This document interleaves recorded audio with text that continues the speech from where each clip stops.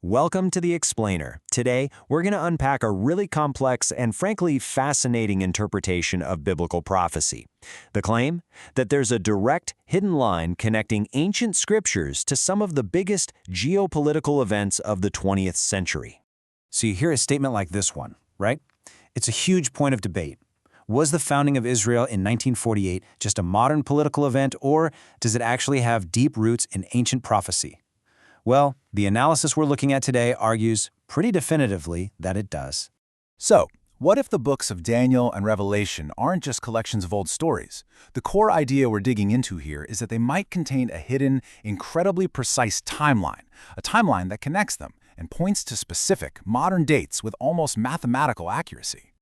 All right, so here's our game plan. First, we'll look at the big puzzle this theory tries to solve. Then, we'll check out the special keys the speaker uses to decode it all. After that, we're going to build a timeline step by step, pulling from Daniel and Revelation. And finally, we'll see how all this stacks up against more traditional interpretations.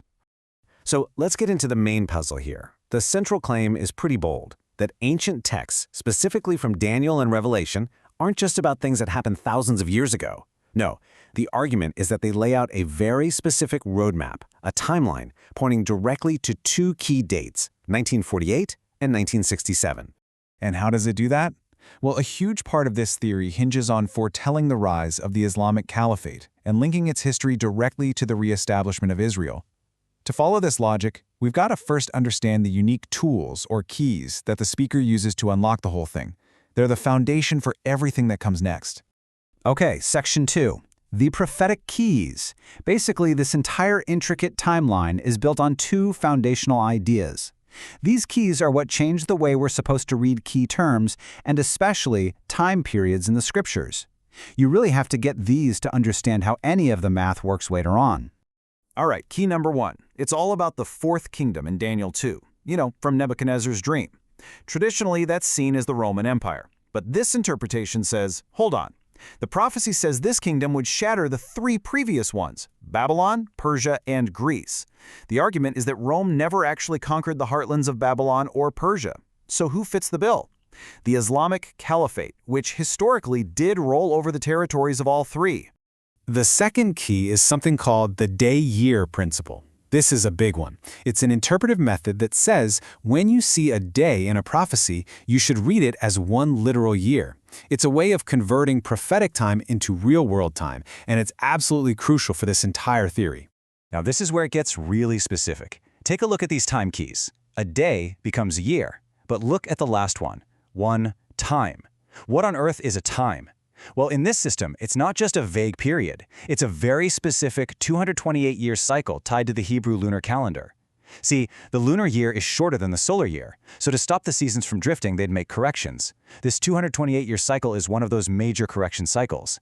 And trust me, that number, 228, is going to be absolutely critical for the math we're about to do.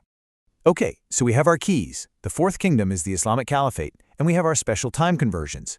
Now let's put them to work and see how this timeline gets built. We're starting with a prophecy from Daniel chapter 4. So check this out. This is the first big calculation, aiming for May 14th, 1948. It starts with the birth of Yeshua in 3 BC.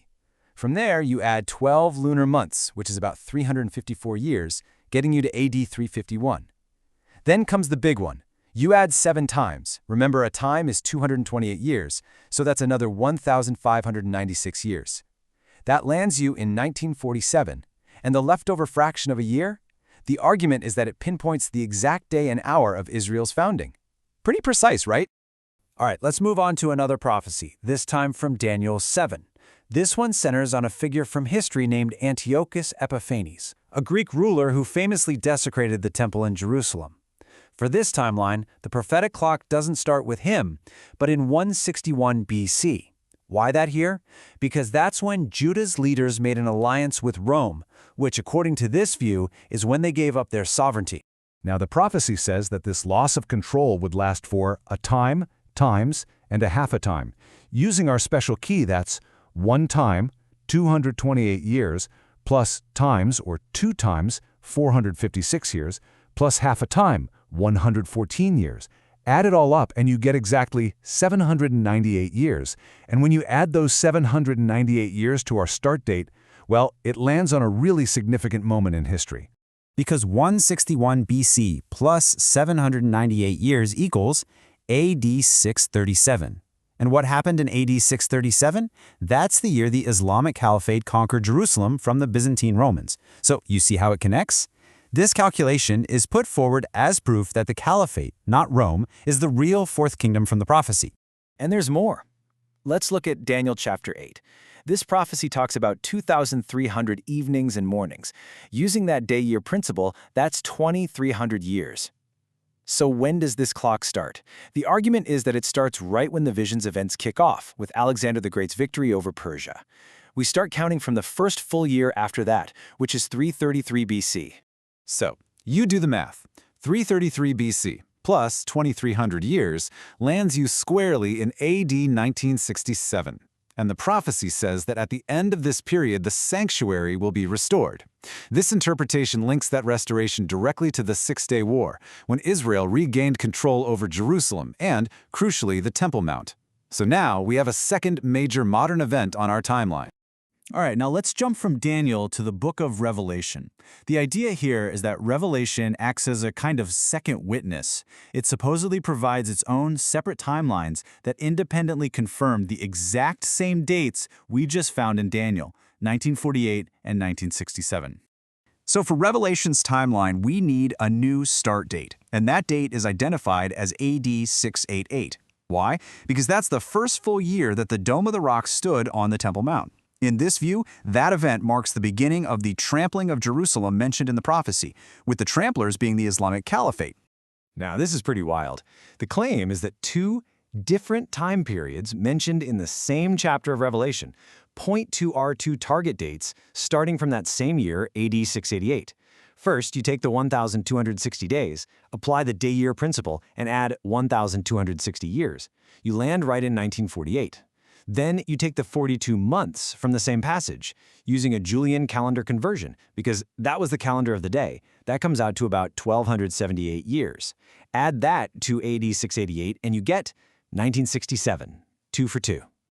Okay, so we've laid out this super detailed interlocking timeline. It's complex. But the big question is, how does all of this compare to the way most historians or theologians have traditionally read these same prophecies? Let's put them side by side. And this table really breaks it down. You can see the key differences. The traditional view generally sees these things as happening in the ancient world. 2,300 days meant, well, 2,300 days. The little horn was Antiochus Epiphanes. But the speaker's view, it re-identifies the Fourth Kingdom as the Islamic Caliphate and uses the day-year principle to stretch these timelines way out, making them point to modern times. So to sum it up, here are the key takeaways from this interpretation. First, the Fourth Kingdom isn't Rome. It's the Islamic Caliphate. Second, that 228-year Hebrew lunar cycle is the secret key to decoding prophetic times. And when you put it all together, multiple separate prophecies from two different books all seem to converge on 1948 and 1967, tying modern history directly to these ancient writings. You know, our whole goal here was just to map out the logic of this one specific interpretation. But it does leave you with a much bigger question, doesn't it? How much do our starting assumptions, our interpretive keys, so to speak, end up shaping the answers we find? And that's true whether you're looking at theology, history, or anything else. It's definitely something to think about.